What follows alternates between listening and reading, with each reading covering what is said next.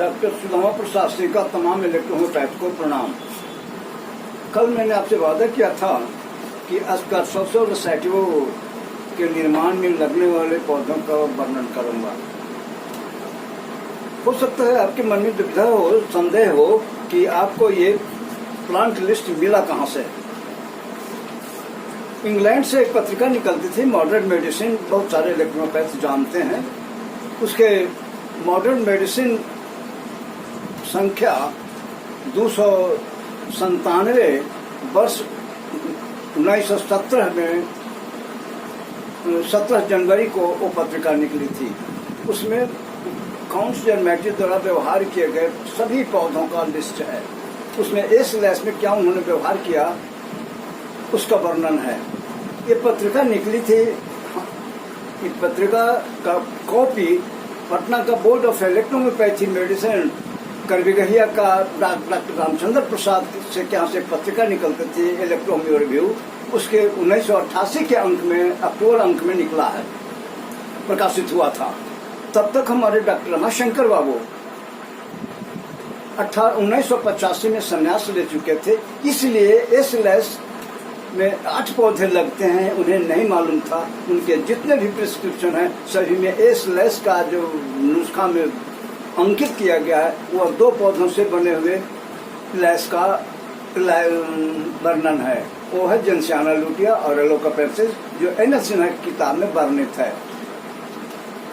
JSO company Germany Munich भी मैटिक द्वारा व्यवहारित 8 पौधों का व्यवहार नहीं करता था। वह भी एक एन.एल. सिन्हा की किताबें वर्णित जेनसियाना लुटिया और एलोकापेप्सिस का होता वर्णन उपयोग करता था। उसके लिस्ट में लैस है ही नहीं, जबकि फादर मुलर कंकनाडिफ के फादर मुलर सिधौसल संख्या 27 जो है वह एस लैस है। उसमें 8 पौधों का वर्णन उसमें भी है। अब ये पौधे के विषय में चित्र वीडियो के अंत में आपको दिखाया जाएगा। पौधों का नाम बता देता हूँ, इसका क्या फार्माकोलॉजी है ये बताता हूँ, और उसके बाद आपको बताऊंगा कि इलेक्ट्रोहोम्योपैथी समाज मेरे क्वालिफिकेशन पर उंगली उठा रही है।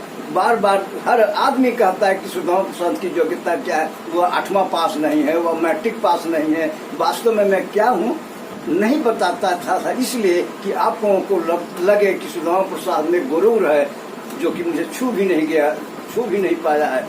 वीडियो के लेस के बताने के बाद मैं उसके विषय में बताऊंगा, अपने क्वालिफिकेशन में, अपने जीवन के विषय में थोड़ा सा परिचय दूंगा। मैं ये नहीं बताऊंगा कि मैं भूखे रहा हूँ, मुझे माँ जी ने शक्ति दे दिया, तो आपका समय किल करूंगा, बहुमूल्य समय आपका बर्बाद नहीं करूंगा। आप इलेक्ट्रोहोम्योपैथी के विषय में ही बताऊंगा। बहुत सारे लोगों को देखा यूट्यूब पर, अपने जीवन की वृत्तांत कर रहे। मैं 10 दिन से उपवास था, ताकत नहीं था, तो इतना ताकत घट गया था, तो माँ जी ने हमको ताकत दे दिया, तो हम आपके आज सामने। ये मैं बात बनाने नहीं आऊंगा, मैं मूल बात कहूंगा।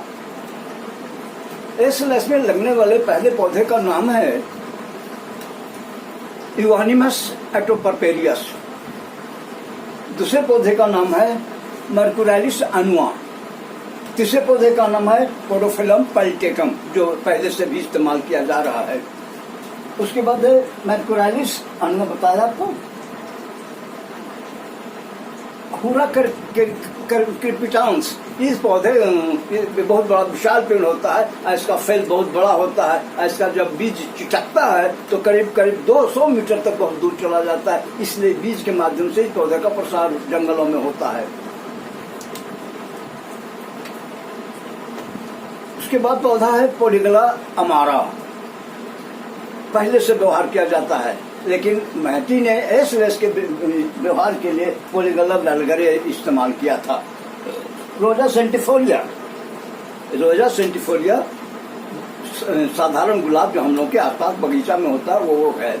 और मोमोडिका इलेक्टेरियम, जिसे चठैल कहते हैं हम लोग, भुजिया उसका खाते हैं, वो मोमोडिका चिरंसिया के जाति का पौधा है। अगर वो ना मिले मोमोडिका इलेक्टेरियम तो आप मोमोडिका चिरंसिया भी लगा सकते हैं। मैंने पहले भी बताया है कि एक ही प्रजाति का अगर एक ही जाति के दूसरा प्रजाति का पौधा अगर मिल जाए तो उनके एंजाइम की समानता होती है, उनके एक प्रोडक्ट में भले भिन्नता हो लेकिन प्राइमरी प्रोडक्ट में समानता होती है, एक ही होता है। उसके बाद ऑर्गन मेजर सरसों के खेत में होता है, फूटता जमीन से अपने आप फूटता है, इसका बीज अपवाद है, अपपादप है, यानी लोग किसान परेशान हो जाता है। ये करीब करीब 1 मिलीग्राम में 8000 से भी अधिक इसके बीज होते हैं, अब बहुत महीन होते हैं और खेत में बिखर जाता है और फिर नया पौधा उगड़ जाता है। ये लेकिन ये कैंसर के लिए बड़ी बेहतरीन दवा है। ये 6 पौधे जो मैंने बताया, शायद कोई छूटा हो तो आपको हमसे पूछ लेंगे, हम बता देंगे कि क्या है, या पौधे का नाम मैं कमेंट में डाल दूंगा। 8 पौधे में से 6 पौधे एंटी कैंसरस हैं। अब मैं इनकी पौधों को फार्माकोलॉजी बता रहा हूँ। एसलैस का पाचन संस्थान के सभी अंगों पर क्रिया है, अमाशय से लेकर गुहा मार्ग तक, मलाशय तक या मलाशय के जो सेंटर है वहां तक इसकी क्रिया होती है।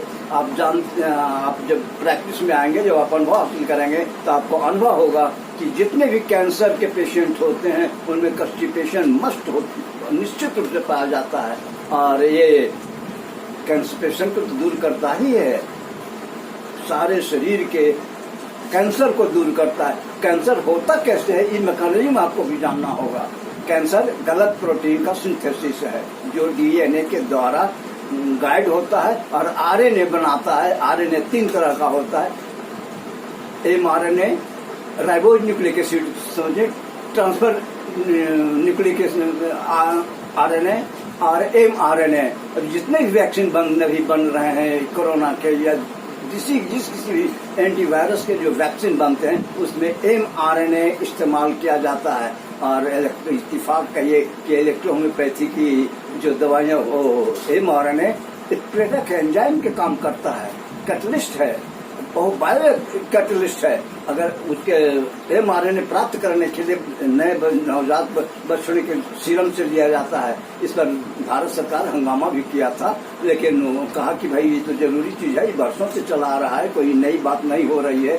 तब उन्होंने कहा कि मैं संशोधित करके इस्तेमाल करता हूँ। अब वीरो वायरस और वीरो किसको बनता है और तब होता है। ये आपका फार्माकोलॉजी हुई। अब मैं बता रहा हूँ कि मेरा क्वालिफिकेशन क्या है। देखिए, मैं बिहार सरकार के टेस्टिंग एंड रिसर्च इंस्टीट्यूट का 2 लेबोरेटरी का इंचार्ज था, असिस्टेंट डायरेक्टर। हमारे अंदर 2 असिस्टेंट डायरेक्टर थे और मैं डिप्टी डायरेक्टर के पद से रिटायर किया हूँ।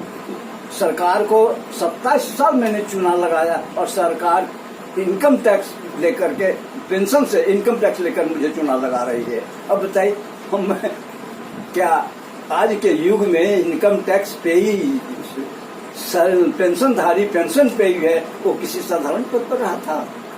खैर, मुझे इसका गुरु मुझे नहीं है, न रमाशंकर बाबू में कभी गुरु देखा, न मुझे गुरु है, लेकिन उनके चेहरा में तो गुरु का एकदम भरा हुआ है। उसने कह रहा था क्वालिफिकेशन के विषय में, तो मैं असिस्टेंट डिप्टी डायरेक्टर के पद से रिटायर किया हूँ। मैं किसी को हल्ला नहीं करता हूँ कि मैं बहुत ऊंचा पद पर था।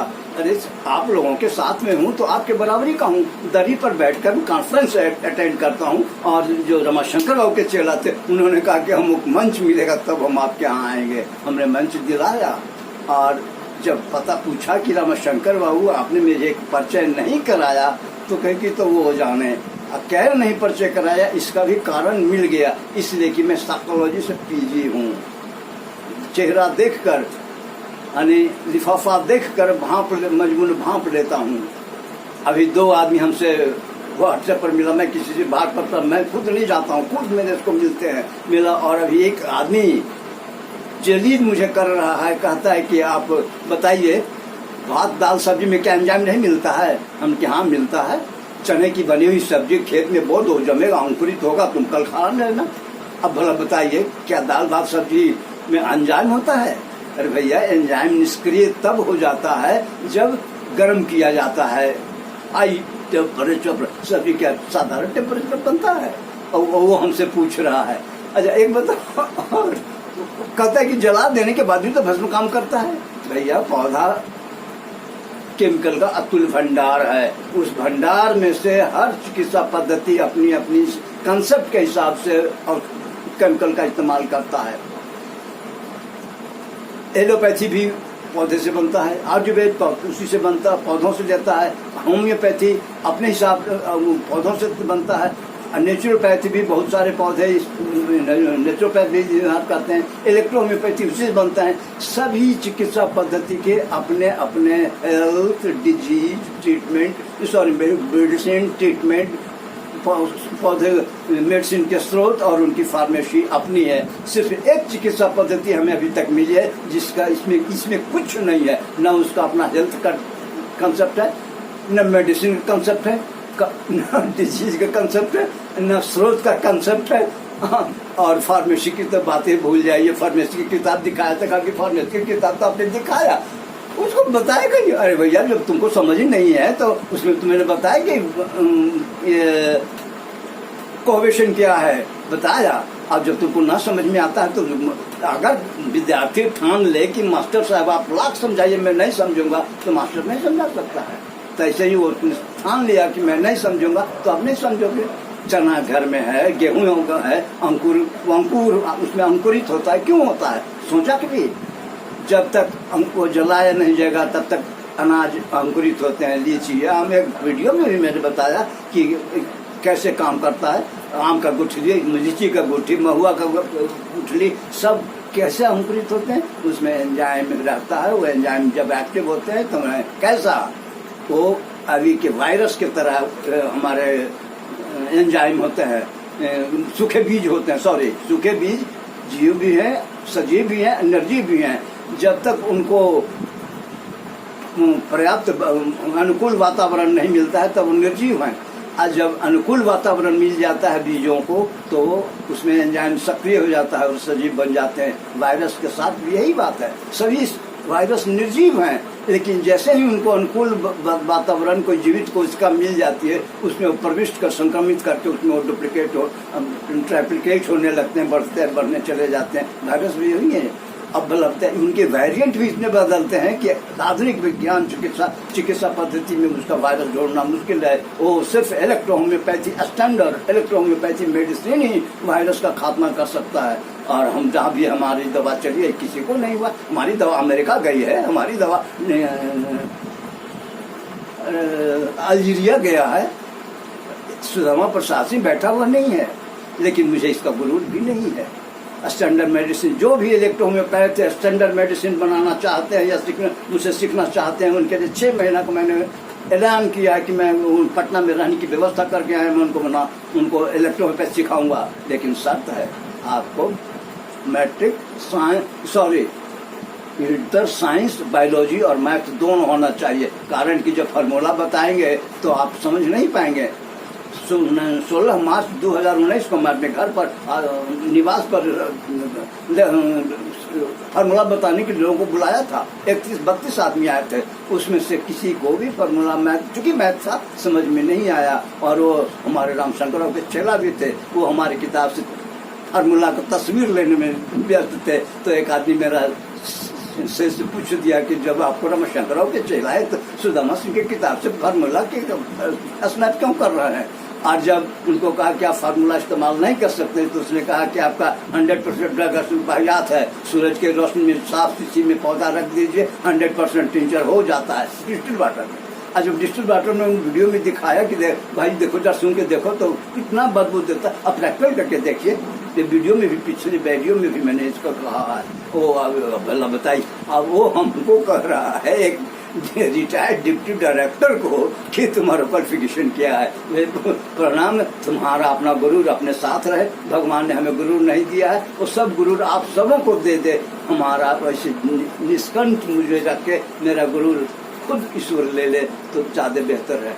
अगले वीडियो में आप कमेंट में कुछ नहीं पूछते हैं, पता नहीं क्वेश्चन किसने पूछा, हाथी के दांत हैं, कोई नहीं जवाब दे रहा है।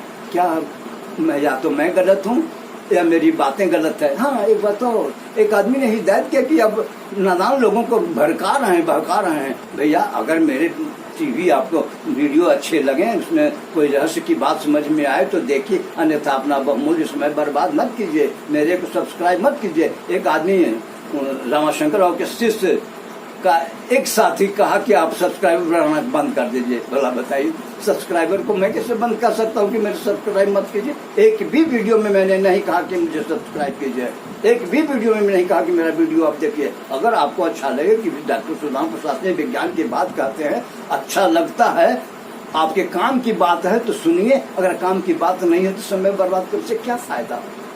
अगली बार देखिए क्या कहा बताता हूँ। अभी कोई स्क्रिप्ट, चूंकि आंख अभी क्लियर नहीं हुआ है विजन, इसलिए स्क्रिप्ट नहीं पढ़ पा रहा हूँ ना। स्क्रिप्ट फार्माकोलॉजी बताने की वादा मैं किया हूँ, फार्मेसी बताऊंगा, लेकिन जब ईश्वर की कृपा हो जाए, मेरी रोशनी ठीक हो जाए तो सब कुछ, जब तक जीऊंगा तब तक आपके साथ रहूंगा।